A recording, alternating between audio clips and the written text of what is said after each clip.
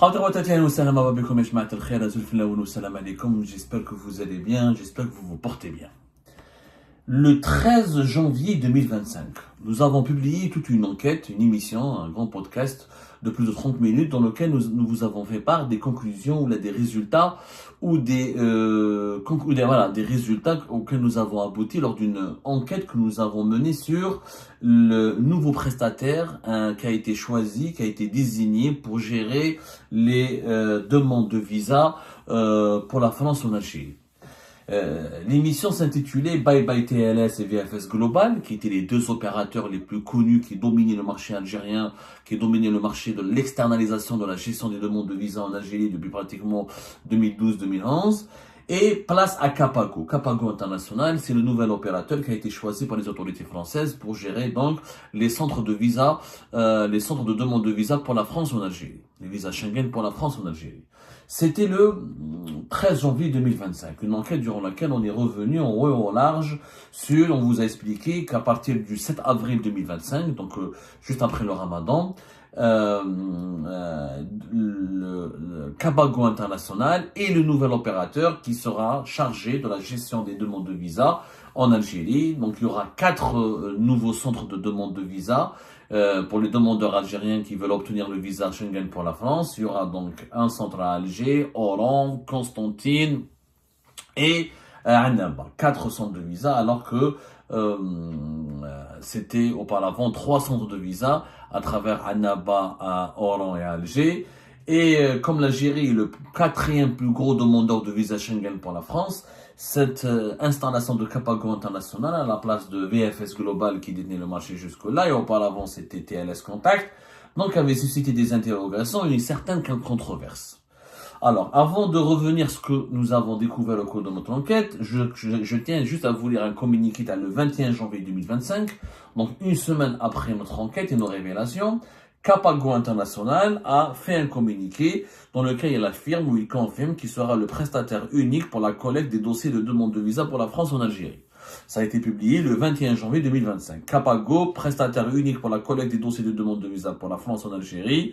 Alors, Capago est fier d'annoncer son nouveau partenariat avec l'administration française, faisant de l'entreprise le prestataire exclusif pour la gestion des dossiers de demande de visa pour la France en Algérie.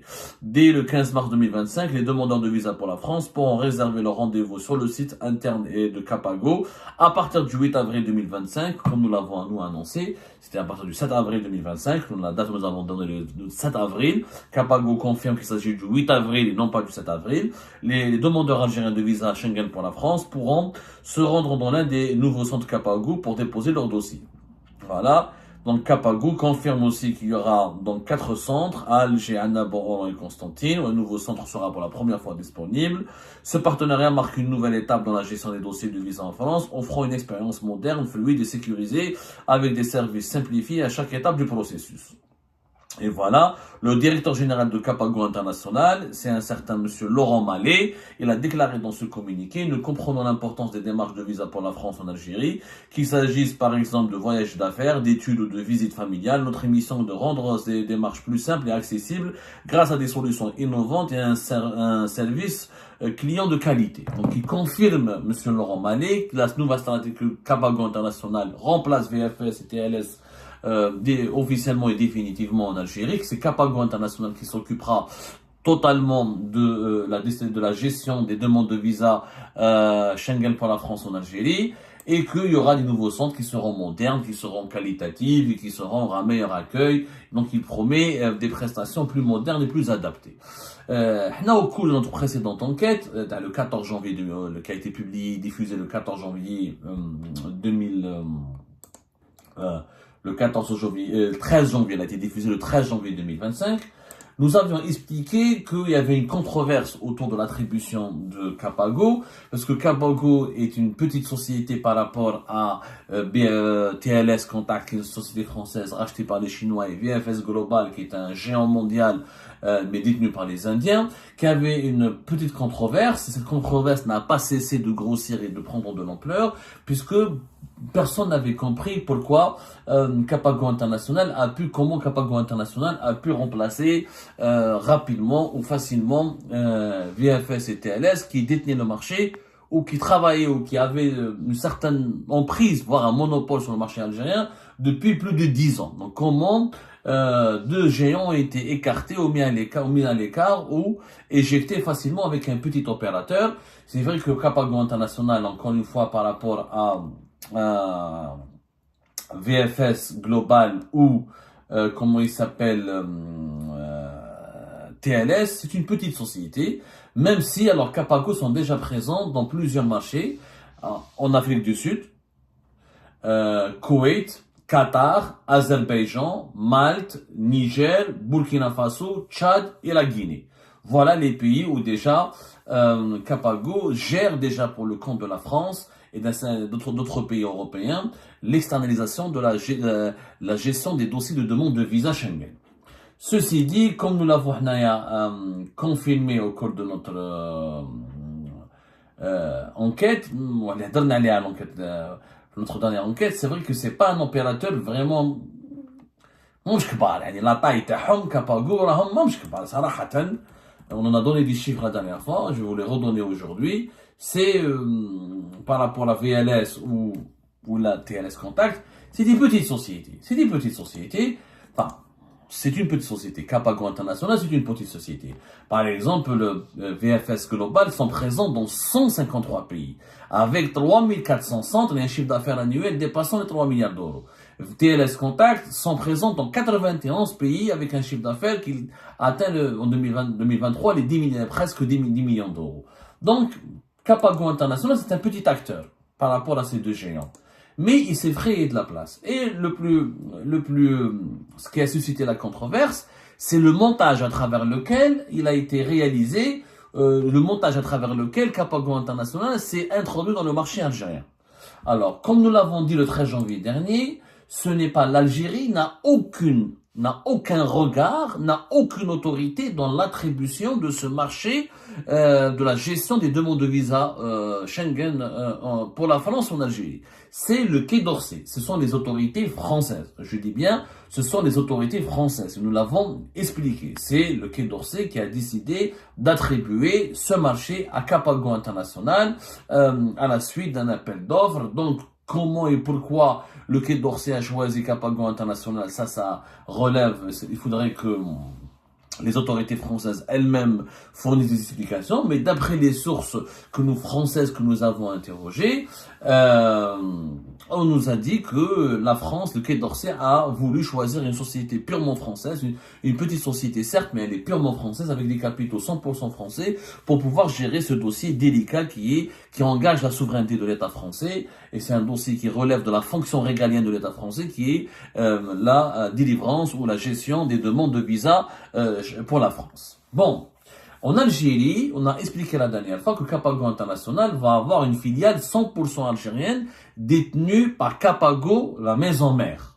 C'est la Capago Algérie, c'est elle qui va gérer les prises de rendez-vous, la collecte des dossiers de visa, leur transmission, leur transfert vers les services consulaires des consulats de France en Algérie, et c'est elle qui va gérer tout le processus à la fois de la prise en charge de la gestion des demandes de visa, la collecte des dossiers, la vérification des dossiers, la prise en charge des passeports, leur acheminement depuis des centres vers les consulats de France, ensuite leur retour depuis les centres consulaires de France vers les centres de traitement des demandes de visa de Capago International. C'est une filiale purement française, algérienne, une filiale algérienne, mais détenue 100% par des capitaux français. Il n'y aurait pas de partenaires algériens. Pourtant, dans l'enquête que nous avons publiée le 13 janvier dernier, on a parlé d'un homme d'affaires algérien qui s'appelle Lies Boudiève, qui lui a été choisi par Capago International comme un partenaire, mais pas dans la filiale qui va gérer la prise de rendez-vous et la gestion des demandes de visa ou des dossiers de visa. Il n'aura aucun rôle à jouer selon les explications qui nous ont été fournies lors de notre enquête. Lies Boudiève, l'Algérien Lies Boudiève, qui est lui-même franco-algérien, nous allons parler de lui aujourd'hui, parce que c'est de lui qu'il s'agit, parce que c'est la personnalité de Lies Boudiève et l'identité de Lies Boudiève qui cause aujourd'hui problème. Pourquoi? Parce qu'au départ, Lies Boudiève il avait un mandat de représentation. Il était le représentant exclusif de Capago International en Algérie. Et c'est lui qui avait, au départ, c'est lui qui a préparé le terrain pour l'arrivée de Capago International en Algérie. C'est lui qui a sélectionné les 4 sites, bien sûr en partenariat avec la maison mère, mais c'est lui qui a financé les locations, c'est lui qui a financé les travaux. Qu'est-ce qu'il a fait, Lies Boudiaf? Il a payé une année à l'avance les 4 sites qui ont été choisis pour abriter des centres de traitement et de traitement et de recueil des demandes de visa, des dossiers de demande de visa des voyageurs algériens, des demandes de visa Schengen pour la France. Alors, c'est lui qui a payé les locations, c'est lui qui a financé l'installation, les travaux, les aménagements, c'est lui qui a choisi les sites. C'est lui qui va s'occuper du gardiennage, de l'aspect sécurité. C'est lui qui va s'occuper de la restauration, de la nourriture. C'est lui qui va s'occuper de de tous les aspects liés à la logistique du fonctionnement des centres. Et il n'a pas créé une société. Au moment où nous avions diffusé notre enquête le 13 janvier 2025, il n'y avait pas de société. Il n'y avait pas de société liée, il n'y avait pas une société entre Lies Boudiaf. Et il n'y avait pas une création d'une société dans laquelle Lies Boudiaf était impliqué aux côtés de Capago International. C'était un c'est un mandat d'exclusivité et c'est un prestataire. Lies Boudiaf, en tant que personne physique, il facturait à Capago International les frais, la gestion de ses frais, les frais de gestion de son installation en Algérie. Ce montage, il avait été décrié par plusieurs sources que nous avons approchées, puisque beaucoup de ces sources estiment que c'était un montage opaque, que c'est pas normal qu'une société étrangère entre en Algérie en ayant recours à un simple partenaire, un prestataire physique, sans qu'il y ait des liens juridiques ou des liens contractuels ou la création d'une société commune, et qu'il y a anguille sous roche et que finalement ce Lies Boudiaf est pointé du doigt comme étant quelqu'un qui a beaucoup de réseaux, beaucoup de connaissances au plus haut sommet de l'État français comme au plus haut sommet de l'État algérien, et que c'est lui qui a recouru à une sorte de trafic d'influence où il a opéré des manœuvres dans les coulisses du régime algérien comme dans les coulisses de l'establishment français pour permettre à Capago International de s'emparer du marché algérien. Alors, là, ce que nous avons rapporté à l'époque les explications de Lies Boudiaf et de son entourage, comme quoi que tout est clean, qu'il n'y avait pas de société commune, que c'est 100% détenu par les Français de Capago, que lui n'est que prestataire, il a un mandat de représentation exclusive et qu'il va se contenter juste de gérer la logistique. C'est-à-dire tout ce qui est aspect, gardiennage, restauration, sécurité, et fonctionnement technique des centres. Quant au recueil des dossiers, au traitement des dossiers de demande, à la data, la gestion des données des voyageurs algériens ou des demandeurs algériens du visa pour la France en Algérie et les relations avec les consulats de France, ça sera géré par une filiale 100% algérienne de Capago International. Sauf que nous avons découvert après notre enquête qu'il y a eu une nouvelle société qui a été créée. Cette société s'appelle Capago Service. Et Capago Service, elle a été créée juste après notre enquête, après le 13 janvier 2025. C'était vers la 3e semaine du mois de janvier 2025. Et Capago Service, c'est 51% une société qui s'appelle Easily Holding et qui appartient à monsieur Lies Boudiaf. Et 49%, c'est la société Capago International, qui est la société française. Donc, contrairement à ce que nous avait dit, il y avait un partenariat qui a été bel et bien acté et qui a été contractuellement créé. Donc, il y a une nouvelle société qui s'appelle Capago Service. On a relancé notre enquête et on a voulu comprendre. Est-ce qu'on nous a menti au début? Est-ce qu'il y a eu quelque chose d'opaque? Est-ce qu'il y a un montage mafieux derrière? Pourquoi cette société a été créée juste après nos révélations, après notre enquête? Et pourquoi elle n'a pas été créée avant? Pourquoi elle n'a pas été créée avant pour louer les sites, pour gérer les sites et pour préparer l'entrée, pour préparer le lancement de Capago International en Algérie? Qu'est-ce qui s'est réellement passé? Il y a eu des doutes légitimes que nous avons essayé de vérifier. Alors, Capago Service, elle a été créée juste après. Selon les explications qui nous ont été fournies, c'est parce que Capago International n'était pas sûr de pouvoir remporter le marché en Algérie. C'est pour ça qu'ils ont recouru au départ à un représentant exclusif, à un représentant physique. Et non, ils n'ont pas créé une société dans laquelle ils ont investi directement. Parce qu'ils n'avaient pas la certitude qu'ils allaient gagner le marché. Ils ont préféré préféré demander à un représentant exclusif de financer lui-même l'installation, de financer lui-même la préparation de l'installation de Capago International en Algérie. Il fallait louer les sites parce que pour candidater à ce marché, il fallait, comme je l'ai dit, avoir préparé des sites,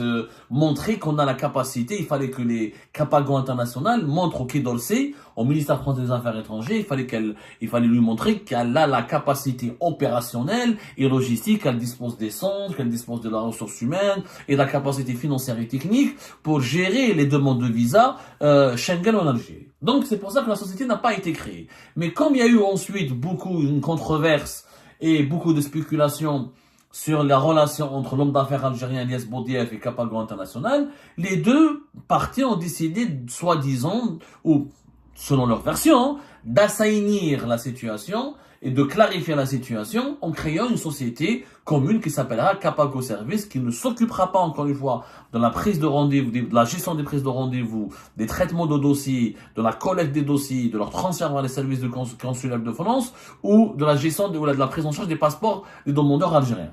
Cette Capago Service va se gérer que les aspects logistiques.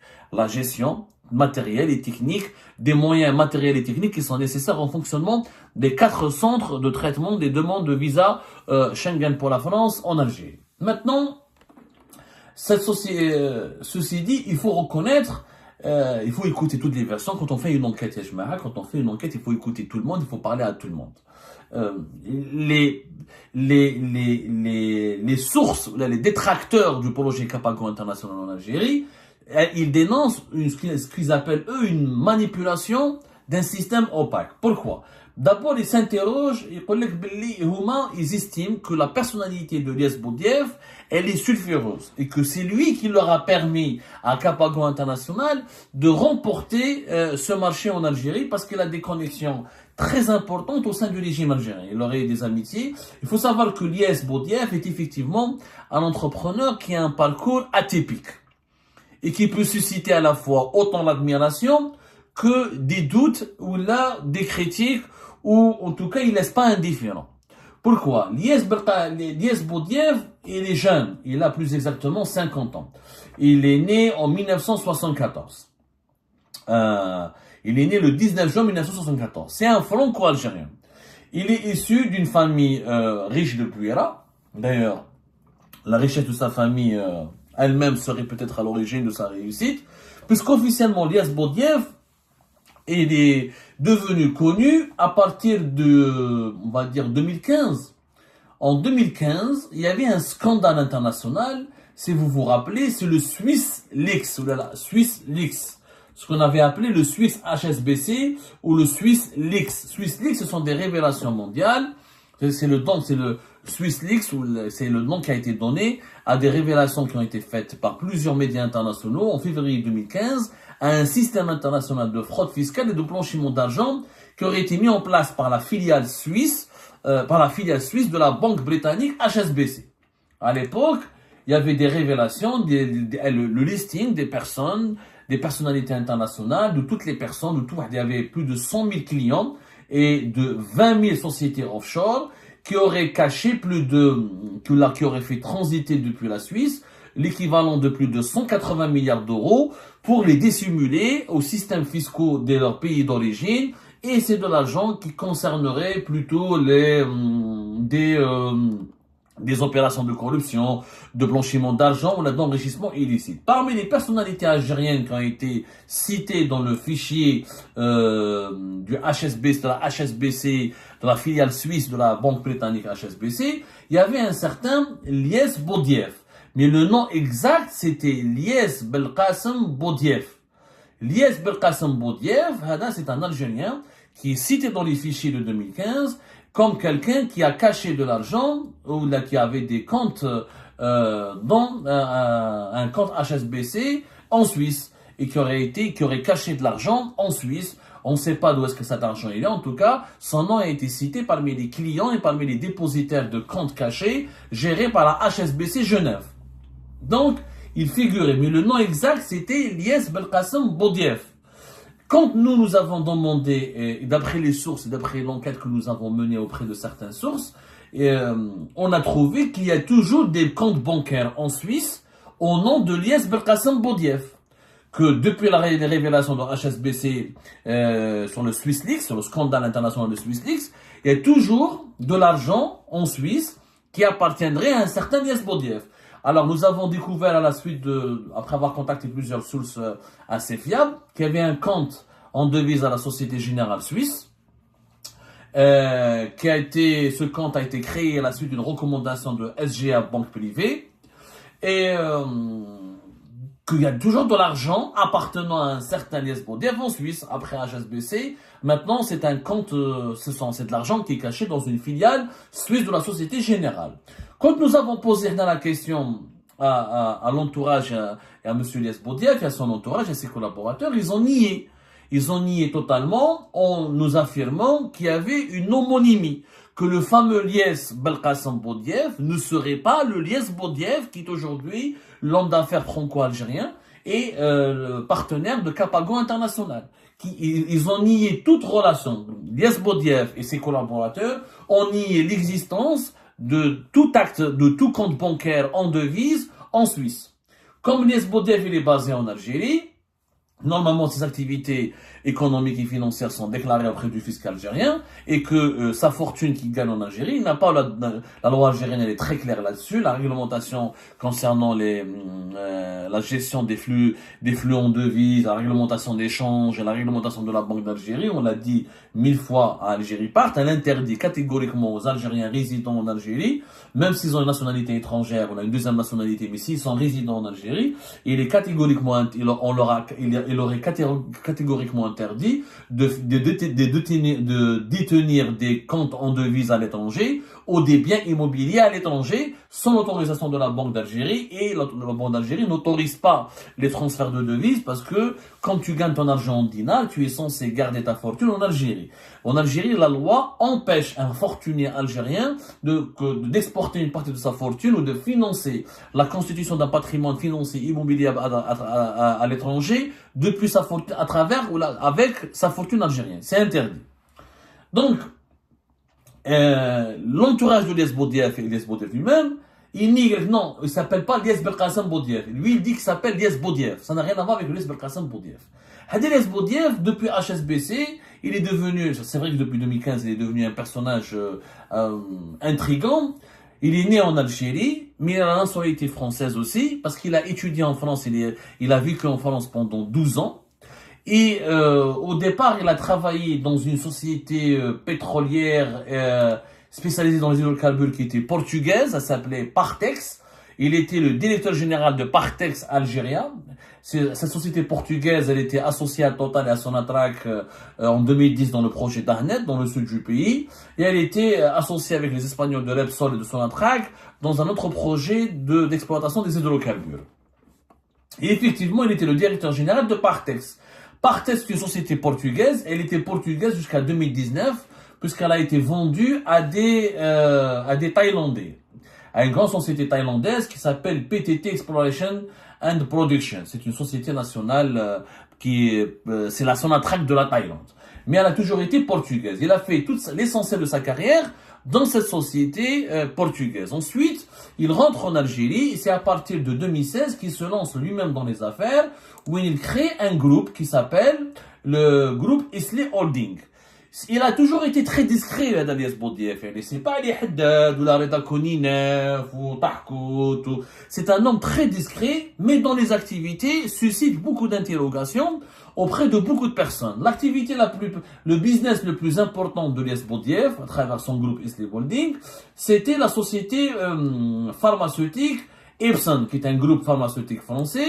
C'est lui leur partenaire en Algérie. À partir de 2017-2018, il contribue au lancement du laboratoire Epson en Algérie. Il devient comme ça un acteur économique important dans la pharma, puisque Epson Pharma, c'est un groupe mondial, mais c'est un groupe français, mais il est connu dans le biopharmaceutique. C'est pas, encore une fois, c'est pas Bayer, c'est pas, comment on appelle ça, c'est pas Pfizer, c'est pas parmi les plus grandes multinationales au monde, mais C'est un groupe pharmaceutique, la BSB, comme on dit. C'est un groupe pharmaceutique, groupe français fondé en 1929, et qui est spécialisé en oncologie, en neurosciences et dans le traitement des maladies rares. Il a un savoir-faire, il a une réputation assez solide sur le marché mondial. C'est le meilleur coup de Lies Boudiaf. Ensuite, auparavant, il avait un certain nombre d'entreprises. Et nous avons confirmé en cours de notre enquête qu'il est impliqué, qu'on a retrouvé son nom dans une entreprise qui a été créée par son père en 1998, qui faisait de l'importation des produits pharmaceutiques. C'est la Sarl Cervenic. Ensuite, on retrouve son nom dans une autre société qui faisait un bureau d'affaires, Sarl Parted. Ensuite, on retrouve aussi son nom et son implication dans une autre entreprise qui s'appelle Sarl Educ Alg Pro, qui est un établissement de formation professionnelle. Et une autre société qui s'appelle Sarl Educal Sub, établissement d'enseignement aussi des langues. Ensuite, elle a créé un groupe PJ en Algérie et s'est beaucoup spécialisé dans la formation et dans la pharma.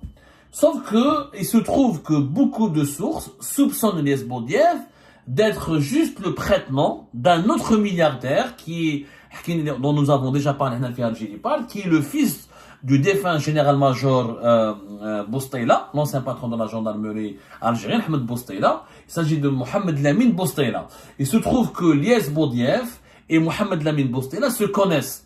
Ils ont fait l'école primaire ensemble. Ils ont le même âge, ils ont fait l'école ensemble. Donc, plusieurs sources affirment que Lies Boudiaf n'a jamais eu d'argent, que lui, il a juste été le prête-nom de Mohamed Lamine Boustaila. Comme Mohamed Lamine Boustaila, son père était général, et comme les fonds de Mohamed Lamine Boustaila, il devait les blanchir parce qu'il les a gagnés, il a gagné de l'argent en faisant du trafic d'influence, de la corruption et en prenant, en détournant de l'argent public en utilisant la fonction de son père, il aurait fallu, pour qu'il réinvestisse son argent, Mohamed Lamine Boustaila a recouru à l'expertise et au service de Lies Boudiaf, parce que Lies Boudiaf, il a étudié à l'étranger, il a géré la filiale d'un groupe international dans les hydrocarbures, il connaît les finances, il a plus de notions, il est plus instruit que Mohamed Lamine Boustaila. Donc, Lies Boudiaf a été accusé d'avoir blanchi l'argent de Mohamed Lamine Boustaila, qui est en fuite depuis 2018 en Algérie et qui a fait l'objet d'un mandat d'arrêt international en 2019, qui a été arrêté, placé sous contrôle judiciaire en France en 2020, qui a été relaxé en France une première fois en 2022, mais qui fait l'objet d'une obligation de quitter le territoire français, d'une opération, d'une procédure d'expulsion du territoire français pour des raisons d'activités criminelles et illicites sur le territoire français. On a déjà parlé de l'affaire de Mohamed Lamine Boustaila.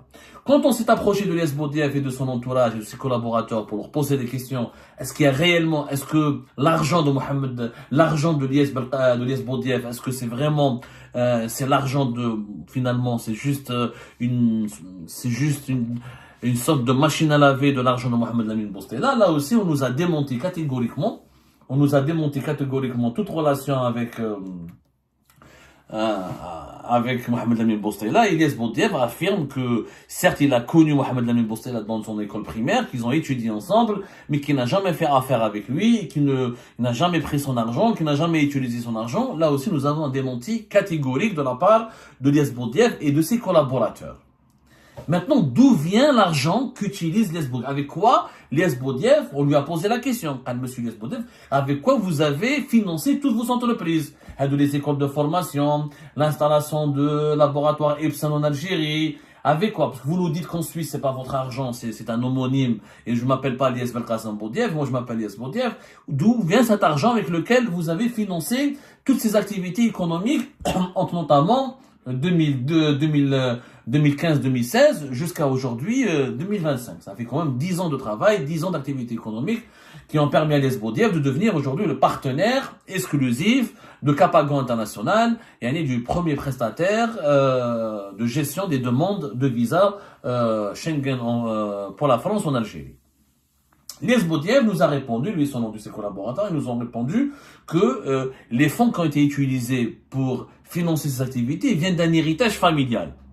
Lies Boudiaf, sa mère, son grand-père était un milliardaire, est une ancienne grande fortune algérienne, puisqu'ils avaient une entreprise qui avait été lancée après l'indépendance du pays, dans la fabrication des équipements électroménagers dans la région de Blida.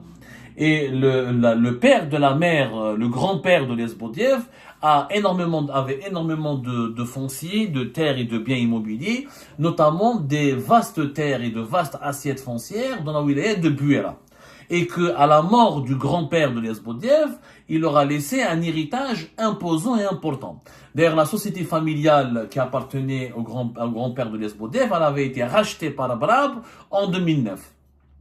Donc, Ilyas Boudiaf et ses collaborateurs affirment que c'est avec l'argent familial qui lui a été légué par son grand-père, qu'il a été utilisé pour financer ses différents projets économiques en Algérie. Voilà ce que Ilyas Boudiaf et ses collaborateurs, en tout cas, répondent aux informations que nous avons pu récupérer auprès de plusieurs autres sources concordantes. Donc, Ilyas Boudiaf est le personnage, il est au cœur de toutes les spéculations.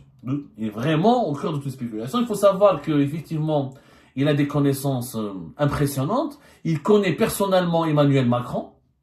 Il a une connaissance, il a connu Emmanuel Macron. Selon nos informations, il a eu la Légion d'honneur. Je ne sais pas en quelle année, on est en train de confirmer cette information. Mais en tout cas, il connaît Emmanuel Macron. Il est franco-algérien à la nationalité française. Il est resté 12 ans en France. Ensuite, pour récupérer l'héritage familial et pour relancer les affaires familiales, il aurait décidé de revenir en Algérie. Et là, c'est là où il a décidé de s'installer en Algérie et de se lancer dans le business à travers l'industrie pharmaceutique, la commercialisation des produits pharmaceutiques ou dans la formation dans l'enseignement des langues étrangères ou la formation la formation professionnelle. Voilà l'histoire donc de Ilyas Boudiaf qui suscite beaucoup d'interrogations. Effectivement, nous avons pu confirmer qu'il a un contact direct avec Emmanuel Macron. Il connaît Emmanuel Macron. Il a des liens directs, etc. Il est proche de plusieurs dirigeants algériens importants. Il connaît pas mal de dirigeants algériens importants. Mais, est-ce que c'est lui qui a permis à Capago International de remporter le marché algérien? Ça, nous n'avons pas les preuves, parce que c'est le Quai d'Orsay. Est-ce qu'il a utilisé ses réseaux pour influencer le Quai d'Orsay? Ça, on ne peut pas l'affirmer. Tout ce qu'on sait, c'est que quand même, il a créé une nouvelle société avec Capago International juste après notre enquête, donc à la fin du mois de janvier, et que de ce point de vue-là, effectivement, il y a des questions... il y a plusieurs questions qu'on pourrait se poser sur la pertinence de ce choix de partenariat entre cet homme d'affaires franco-algérien et Capago International.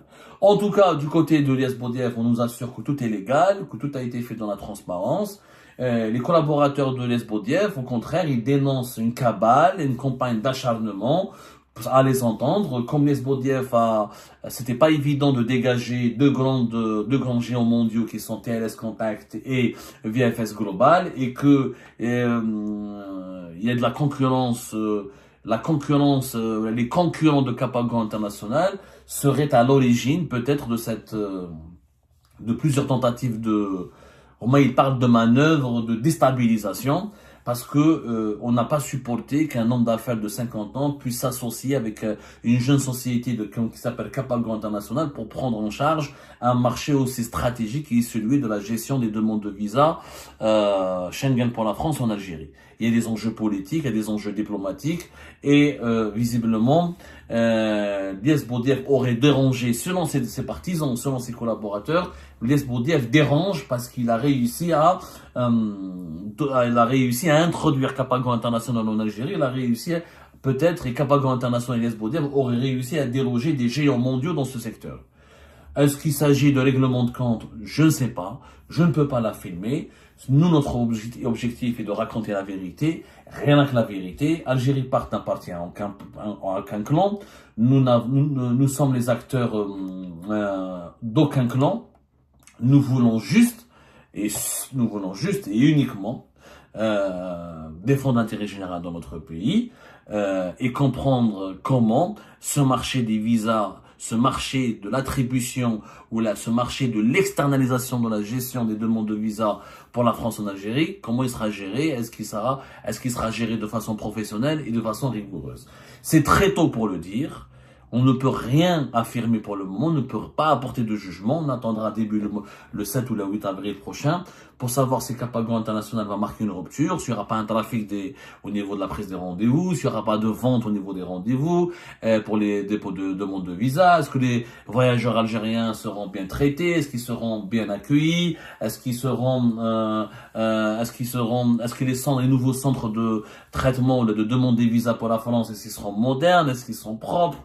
Qu'est-ce qui va changer par rapport à l'époque de TLS, de VFS Global?